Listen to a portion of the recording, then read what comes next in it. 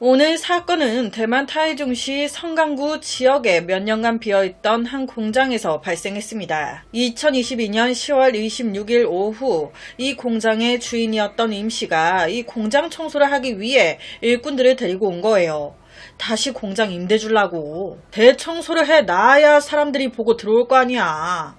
그 청소 과정에서 한 일꾼이 공장 구석진 곳에 있는 큰 주황색 플라스틱 통을 발견했습니다.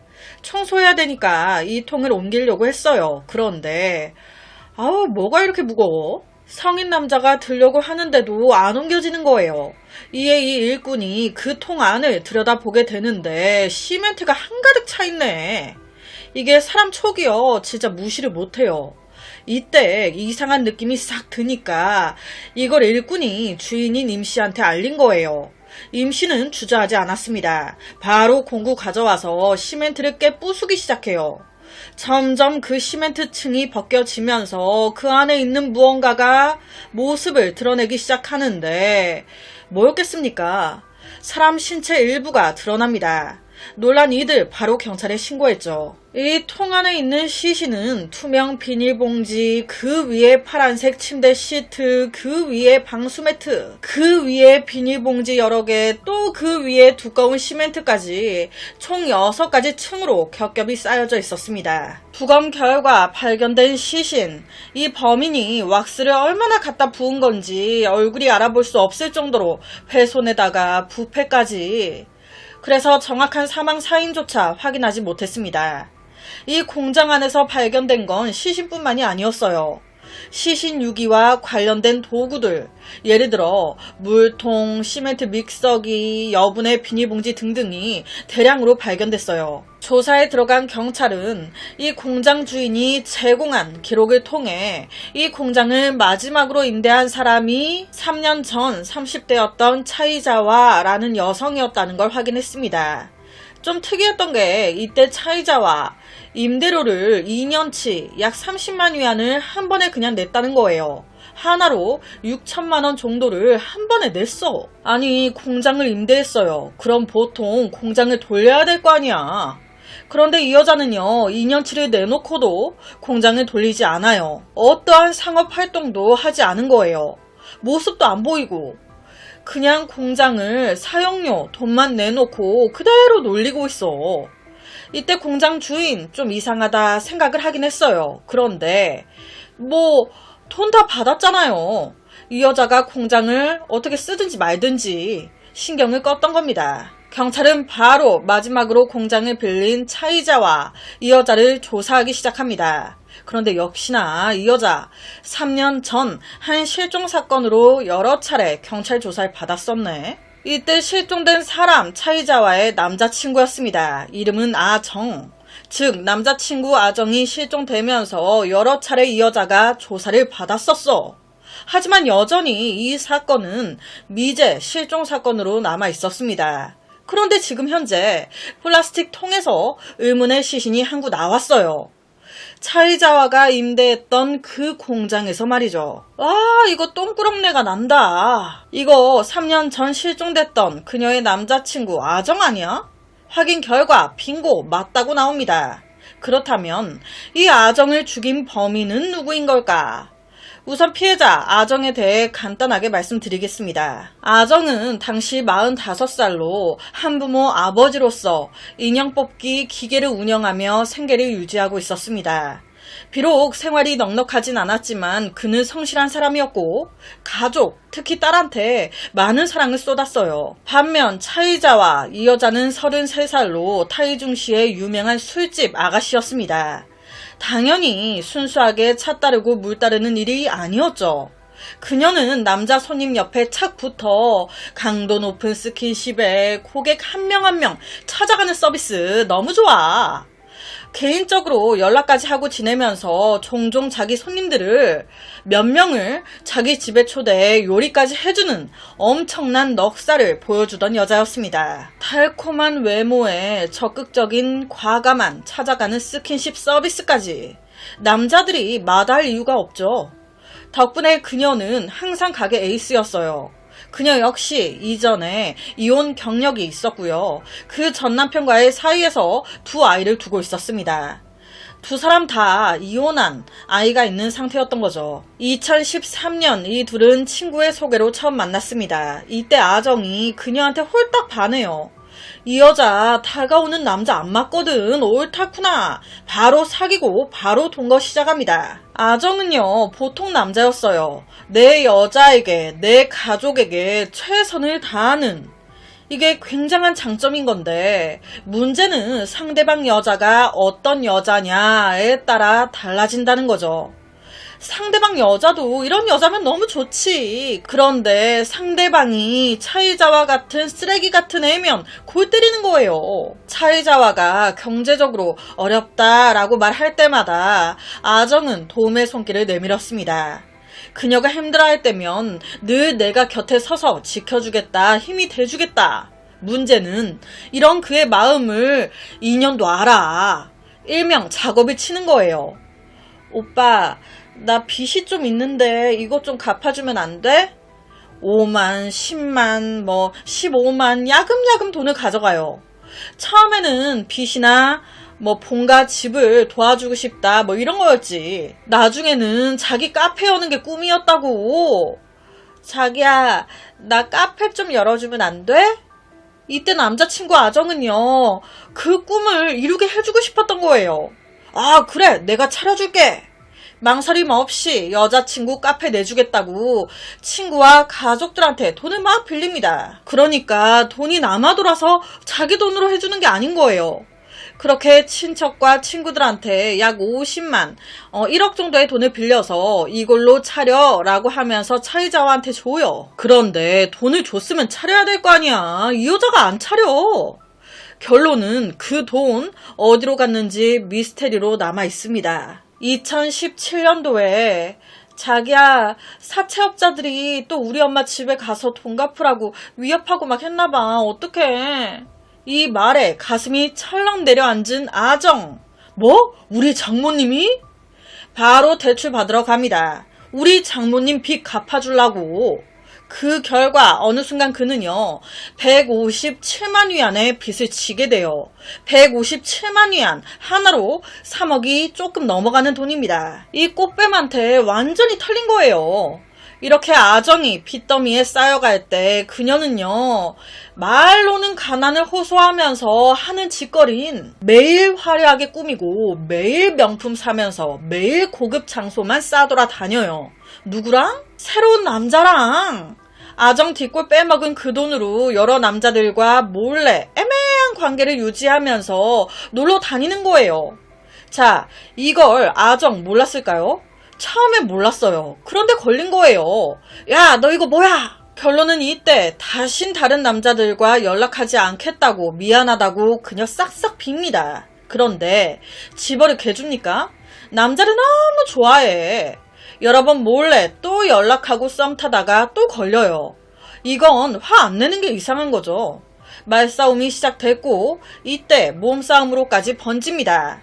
실제 여러 차례 폭행 신고가 들어가가지고 경찰까지 출동을 했었다고 하니 말 다 했죠. 이런 사실은 아정의 어머니까지 알고 있었습니다. 내 아들이 저 여우 같은 계집애 때문에 너무 힘들어하니까 실제 어머니가 아들, 쟤 너 돈 노리고 만나는 거 아니야? 쟤랑 헤어지면 안 돼? 이렇게까지 여러 번 말을 했었대요. 그런데 그때마다 본인도 아닌 걸 알면서도 못 헤어지는 거예요. 머리론 이 여자 안 된다. 그런데 마음이 아직도 좋아해. 사건 발생 몇 달 전 차이자와는 다시 아정에게 말합니다. 자기야, 나 신용카드 빚이 좀 생겼는데 자기가 이것 좀 대신 갚아주면 안 돼? 자, 이때 아정, 응, 갚아줄게 라고 했을까요? 이때 아정은요, 싫다고 단호하게 얘기합니다. 너 아직 내가 빌려준 돈들도 다 못 갚았잖아. 그 빌려준 돈들 다 갚지 않으면 난 절대 널 도와주지 않을 거야. 와, 그런데 웬걸? 이 여자가 갑자기 이 말을 듣더니 울어. 차이자와가 막 울면서 간청하고 호소를 하는 거예요. 나 마음 약해지게. 결론은 이 여우 같은 계집애에게 다시 넘어갑니다. 마음 약해져서 또 아정, 사채업자에게 돈을 빌려가지고 줘요. 그렇게 다시 2년이 흘러 2019년 3월 4일이 됐습니다. 무슨 이유에선진 모르겠지만 이때 아정의 상태가 조금 이상했어요. 의자에 힘없이 앉아가지고 입가에 침이 막 흐르고 있어. 전체적으로 눈에 생기도 없고 활력이 아예 없어 보였던 거예요. 엄마가 아들 아정 집에 왔다가 이걸 보고 놀래가지고 바로 자기 집으로 데리고 옵니다. 병원에 바로 데려가려고 했죠. 그런데 아정이 거부하는 거예요. 엄마 병원 안 가도 돼. 좀 쉬면 나아질 거야. 이 말만. 몇 시간 지나 이 엄마의 집으로 차이자와가 찾아왔습니다. 그이가 어머니 집에 있다고 해서요. 아정을 저희 집으로 데려가 제가 쉬게 할게요. 잘 보살필게요. 아정 우리 집으로 가자. 데리고 가려고. 그러니까 이때 엄마가 막아선 거예요. 딱 봐도 우리 아들 상태가 너무 안 좋은데 내가 옆에서 케어하는 게 좀 더 안심이 될 것 같아. 아니야. 우리 아들 내가 내일 병원도 데려가 보고 내가 알아서 보살필게. 너 그냥 오늘은 혼자 가. 그런데 이때 차이자와 물러서지 않습니다. 아니요. 어머니 제가 돌보겠다고요. 제가 데려갈 거예요.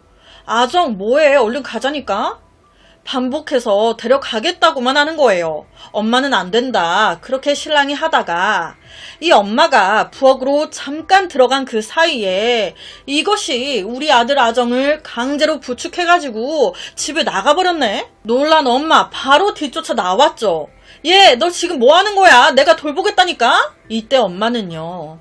아들이 힘없이 조수석에 앉아 머리를 한쪽으로 기울인 채 반정신을 잃은 모습을 봤습니다. 차이자가 하는 말은 딱 하나예요. 지금 피곤해서 이러는 거예요. 제가 옆에서 잘 볼게요. 금방 나아질 거예요. 걱정하지 마세요, 어머니. 그게 아들의 마지막 모습이 돼버렸습니다. 그 이후 어머니는 아들을 보지 못했어요. 아들한테 아무리 전화해도 안 받아 가족이 초조해하고 있을 때 반대로 차이자와에게 전화가 걸려옵니다. 영상통화가 와요. 이 영상통화에서 그녀는요, 자고 있는 아정의 모습을 비춰줍니다. 어머니 걱정 많이 하셨죠? 그이 자고 있어요. 영상 속의 아정은 두 눈을 꼭 감고 깊게 잠이 든 듯 보였어요. 그런데 이게 진짜 사람 촉은 무시 못한다니까요. 그냥 자고 있는 것 같은데 이 엄마는 뭔가 조금 이상했습니다. 그래서 일부러 차이자와한테 아들을 좀 깨워달라고 해요. 몇 마디라도 얼굴 찡그림이라도 내가 봐야지 안심이 될 것 같다며 흔들어 깨워보라고. 그런데 이상하죠? 이때 그녀 뭐라 알 수 없는 핑계를 대면서 서둘러 전화를 끊어버립니다. 너무 이상하죠? 다음날 아침 이상한 일들이 연이어 발생합니다. 아정의 누나가 아정한테 문자를 하나 받았는데 차이자와의 차용증 자료를 준비해 달라고. 그런데 이게 너무 이상했어요. 왜냐?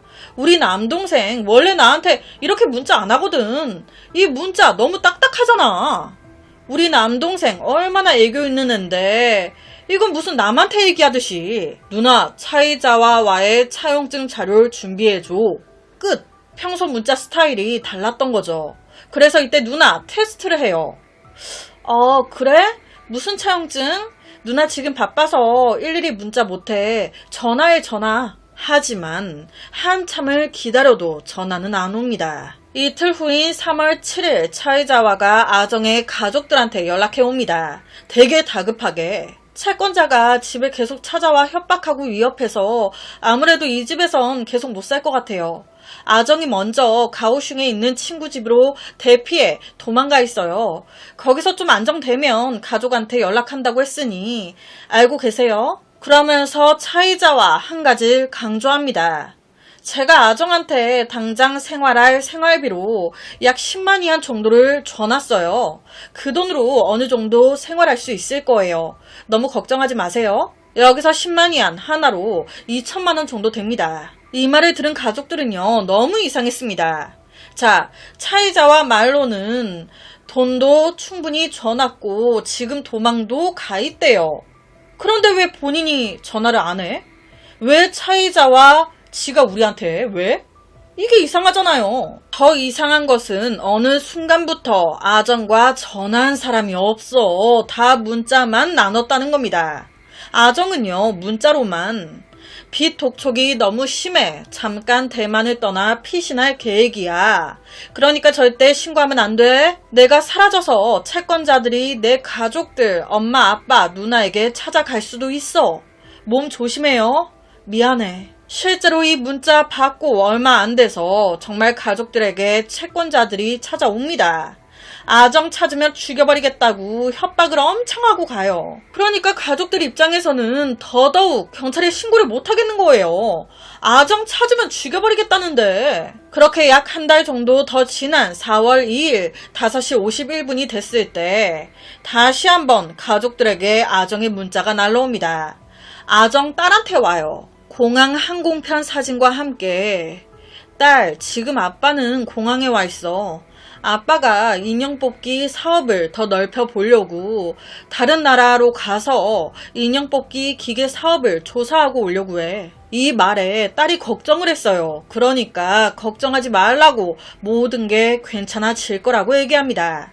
그 이후 아정과 연락은 끊겼어요. 더 기이한 것은 아정의 연락이 모두 끊겼던 이때 차이자와도 사람들 사이에서 사라졌다는 겁니다. 시간이 하루하루 지나가고 마침내 2019년 10월 22일 반년 동안 아무 소식이 없자 가족들은 더 이상 기다리지 않기로 하고 경찰에 신고했습니다. 경찰은 신고받자마자 바로 차이자와를 용의선상에 올렸어요. 하지만 아정의 시신이 발견된 것도 아니고 차이자와 또한 강하게 억울하다 주장해버리니 뭐 증거도 없고 우야무야 돼버린 거예요. 그렇게 기이한 실종 사건은 이렇게 점점 잊혀져 갔습니다. 그런데 웬일이야. 딱 3년 후인 2022년 10월 26일 공사장에서 주황색 플라스틱 통이 발견되면서 다시 이 사건이 수면 위로 올라온 거예요. 기가 막히게 이 공사장을 마지막으로 빌려 쓴 사람이 또 차이자네. 경찰이 그녀를 찾아갔을 때 그녀는 당황 전혀 안 해요. 난 억울해요. 나 아무것도 몰라. 아정과의 돈 문제도 다 해결됐다고. 아정의 실종은 나도 걱정하고 있다. 경찰이요. 네가 아정 핸드폰 가지고 아정인 척 가족들한테 문자 보내고 한 거 아니야 이거사. 우리가 모를 줄 알고? 그런데 자기는 절대 아정 핸드폰을 가져간 적이 없다는 거예요. 어머, 경찰이 생사람을 잡아버리네. 이러니까 억울한 사람이 옥살이하는 상황이 벌어지지. 그러면 왜 쓰지도 않을 거면서 공사장을 2년이나 빌렸어? 이 부분에 대해서 그녀는요, 투자 개념이었다는 거예요. 정확하게는 3년 전이라 기억이 잘 안 나요. 안타까운 게요, 진짜 3년 전 사건이라 CCTV가 있으면 뭐해. 기록이 다 지워졌지. 증거를 찾을 순 없었습니다. 이렇게 이번에도 이 사건 묻히는 건가? 하지만 경찰 절대 만만하지 않거든요. 너는 우릴 물러봤어. 증거가 없어? 아쉬운 대로 간접적인 증거를 철저하게 분석하기 시작합니다. 그 결과 중요한 단서를 하나 찾아내요. 이 여자 2019년도에 믹서 드릴, 방수 전기, 대형 비닐봉지 등등을 샀었네. 이거 어디다가 쓰려고 샀을까? 2019년 3월 아정의 상태가 이상했고 사라졌어요. 그런데 똑같은 2019년도에 이런 걸 샀네? 시기가 맞는 거예요. 비록 이러한 증거들이 그녀가 아정을 살해했다는 것을 직접적으로 증명할 순 없지만 반대로 차이자와가 이 사건과 무관하지 않다는 것을 명확하게 보여주기도 합니다. 그러다 2019년 3월 4일, 즉 아정이 실종된 당일 차이자와 신용카드로 한 모텔에 숙박비를 결제했네. 3년 전이라 CCTV 기록은 없었어요. 하지만 3년 전 모텔 투숙 기록은 남아 있었습니다. 자, 여기서 미리 알고 가셔야 될 부분이 있어요.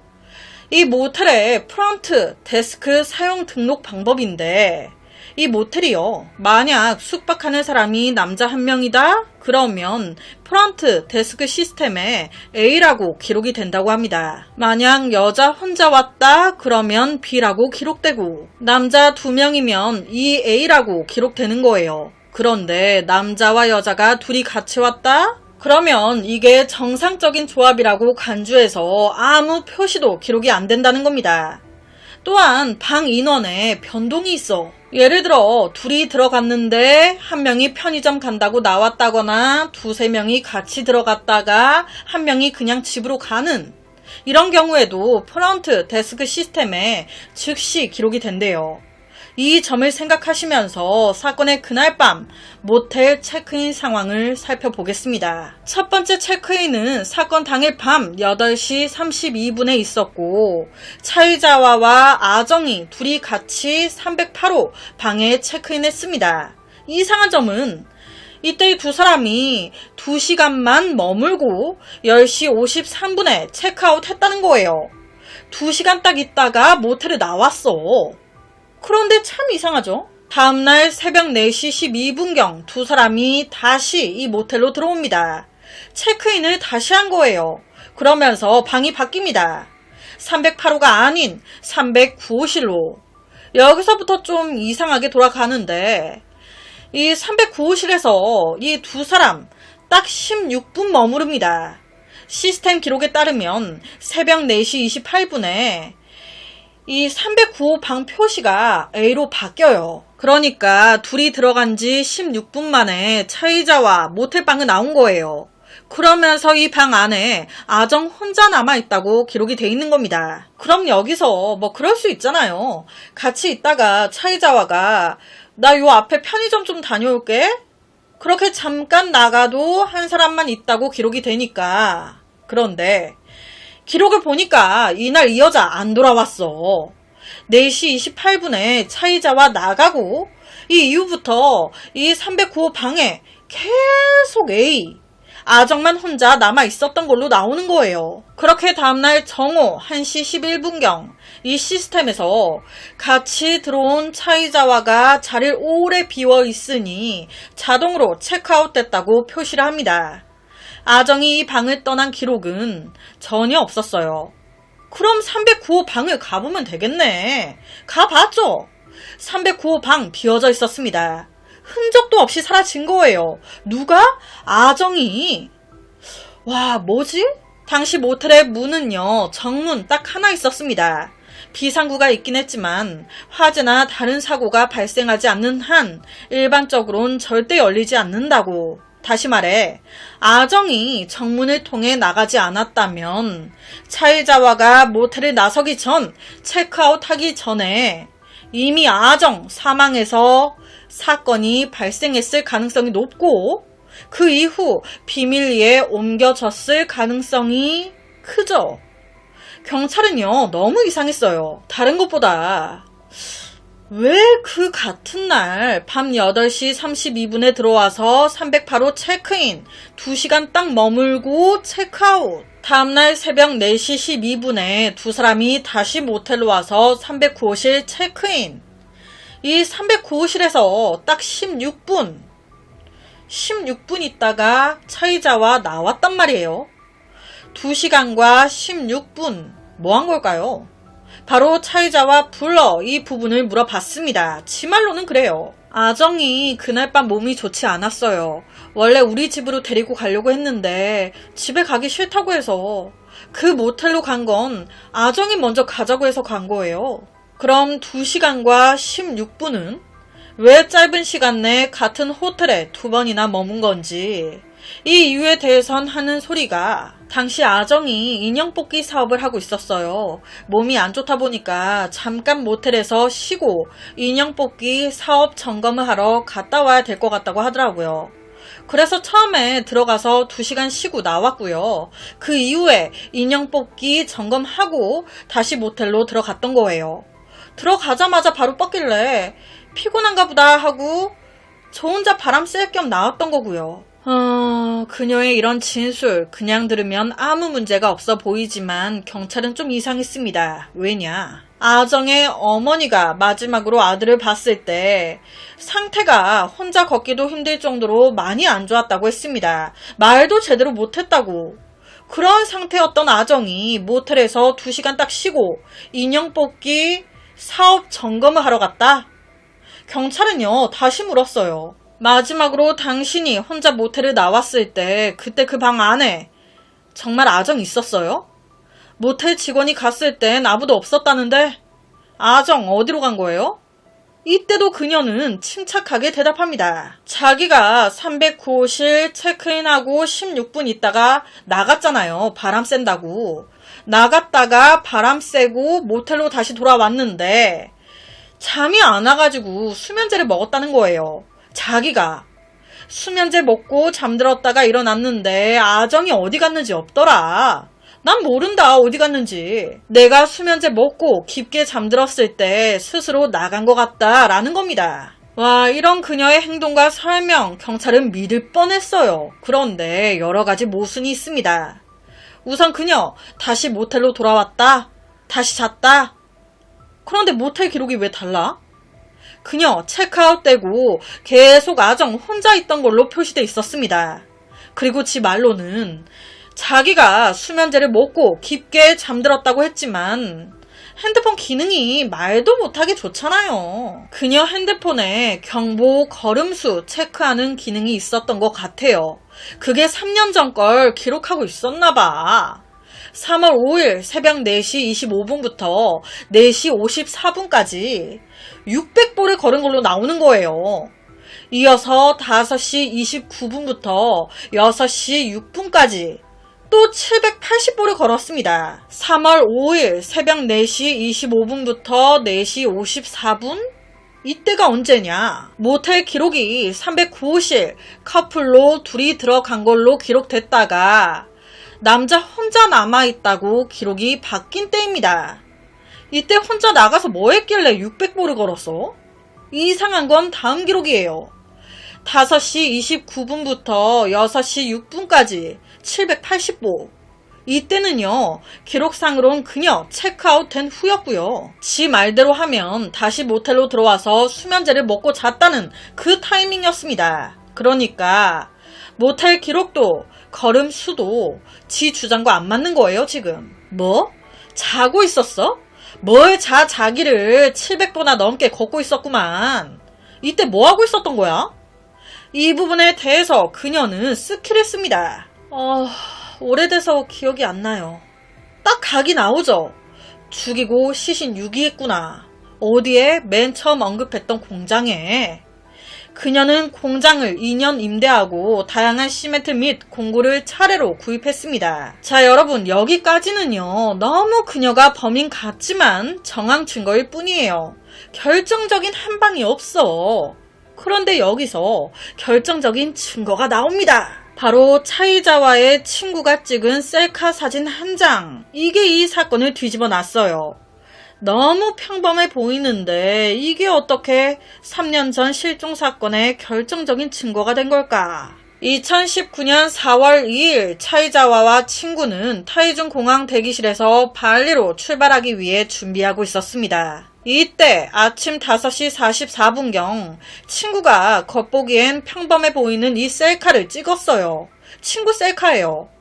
이 셀카의 비밀은요, 바로 친구의 선글라스 반사에 숨겨져 있습니다. 기술자들이 이 친구의 셀카를 확대하고 확인한 결과 친구의 선글라스 반사에서 공항 항공편의 정보가 확인됐는데 제가 앞서 뭐라고 했습니까? 4월 2일 5시 51분경 이 딸에게 아정이 보낸 문자가 왔었다고 했죠. 딸, 지금 아빠는 공항에 와 있어. 아빠가 인형 뽑기 사업을 더 넓혀 보려고 다른 나라로 가서 인형 뽑기 기계 사업을 조사하고 오려고 해. 이 딸에게 보낸 시간과 공항 사진의 정보들. 나중에 확인했을 때 아정 여권을 발급한 적도 출국 기록도 없었어요. 그날 항공편에 탑승 기록 없었습니다. 안 탔다는 거죠. 누군가가 아정의 핸드폰을 사용해 그가 공항에 있는 것처럼 가장했구나. 그런데 기가 막히죠? 그날 아정이 딸에게 보낸 공항 정보 사진이 친구 선글라스 안에 보이는 차이자와의 모습 플러스 공항 정보가 똑같은 거예요. 2019년 4월 2일 아침 5시 44분에 차이자와의 친구가 셀카를 찍었어요. 2019년 4월 2일 아침 5시 51분경에 같은 공항 정보 사진이 딸에게 문자로 왔습니다. 딱 걸렸어. 바로 경찰 핸드폰 기지국 조사에 들어갑니다. 보니까 아정이 실종된 이후 그의 휴대폰 신호와 차이자와의 핸드폰 신호가 내내 겹쳐 다니는 거예요. 다시 말해 아정의 핸드폰 줄곧 차이자와의 손에 있었다는 것. 이는 아정의 이름으로 발송된 모든 문자와 사진 전부 이 여자가 조작한 거라는 거죠. 하지만 이게 끝이 아니에요. 차이자와의 차 안에서 2장의 채무 화해서가 나옵니다. 아정이 더 이상 그녀와의 채무를 독촉하지 않겠다고, 추궁하지 않겠다고, 돈 빌려주고 했던 거 모두 없던 일로 하겠다고, 안 갚아도 된다고. 이거 필적 확인한 결과 이 여자가 조작한 걸로 나옵니다. 서명 위조.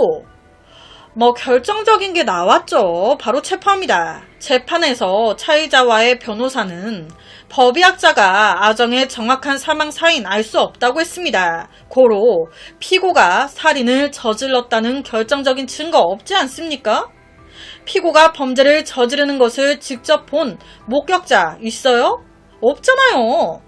본인들이 찾은 증거? 그거는 단순한 우연일 수 있습니다. 그리고 생각해보세요. 이 가녀린 여성이 건장한 남자를 죽이고 시신 옮기고 시멘트로 덮는 이 복잡한 작업을 혼자 할 수 있겠습니까? 이어 검찰 바로 반격 들어갑니다. 첫째, 시신의 구체적인 사망 원인은 확인할 수 없지만 시신이 보관된 곳, 피고의 소비 기록, 위조된 서명, 문자 메시지 등 여러 증거들이 그녀를 범인이라 말하고 있습니다. 이거 무시할 정도로 간단한 게 아니에요.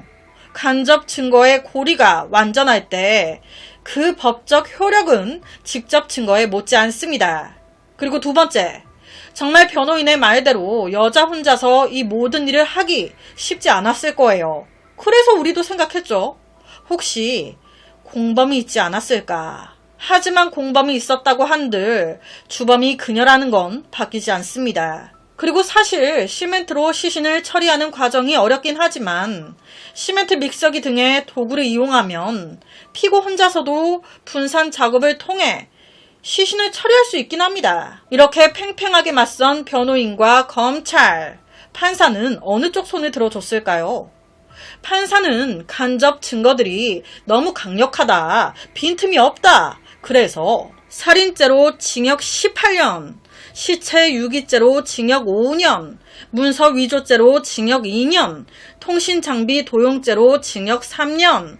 그래서 원래는 28년이 나와야 되는데 결론은 다 합쳐 27년 6개월이 선고됩니다. 28년이 나와야 되는데 27년? 재판장에서 그녀 놀래가지고 바로 항소해요. 하지만 집어쳐, 다 늙어서 나와. 항소 기각. 이렇게 이 사건은 일단락이 됐습니다. 하지만 아직도 여러가지 미스테리가 남아있어요. 제일 먼저 가장 이해하기 어려운 건 시신의 이동입니다. 사건이 발생한 그날 밤 아정은 모텔방에서 흔적도 없이 사라졌어요. 정문이 하나뿐인 상황에서 그녀는 어떻게 모텔 내에서 아무도 모르게 시신을 옮긴 걸까? 둘째, 정말 시멘트로 시신을 처리하는 작업은 쉬운 게 아닙니다. 이는 센 체력과 여러 도구들이 필요하죠. 차이자와 이 여자가 정말 혼자 이 일을 다 했을까? 차이자와가 처음부터 끝까지 살인 저지르지 않았다고 억울하다 주장해버리니 이 부분이 확인이 안 되는 거예요. 지가 안 했다는데 뭐 어쩔 거야. 그런데 찜찜한 사실이 하나 있습니다. 아정이 실종되기 전 남자의 눈 돌아가 있던 이 여자 양다리였네. 웡 씨라는 남자와도 약간 썸을 타고 있었던 게 확인된 거예요. 뭐 여기까진 그럴 수 있죠.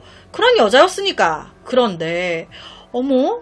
이 웡 씨라는 남자 2년 전에 죽었네? 사망 이유는 번개탄을 피운 거예요. 극단적인 선택. 어? 이 웡 씨의 사건은 제대로 수사가 안 돼가지고 이대로 그냥 끝났어요. 뭔가 찜찜하죠? 이 웡 씨가 혹시 이 사건과 관련이 있었던 건 아닐까? 그래서 입막음하려고 나중에 이 여자가 웡 씨도 어떻게 가스라이팅해서 죽인 거 아니야? 안타까운 게 이 부분은 영원히 해결을 못할 것 같다는 생각이 든다는 겁니다. 오늘 제가 준비한 사건은 여기까지입니다. 어떻게 들으셨나요? 매일 저녁 10시 25분 모미지 업로드, 구독과 좋아요, 그리고 새로운 영상이 업로드 될 때마다 띠링띠링 알려주는 알람 설정까지 한 번씩 부탁드립니다. 내일 저녁 또 다른 사건으로 찾아뵙겠습니다. 내일 봬요.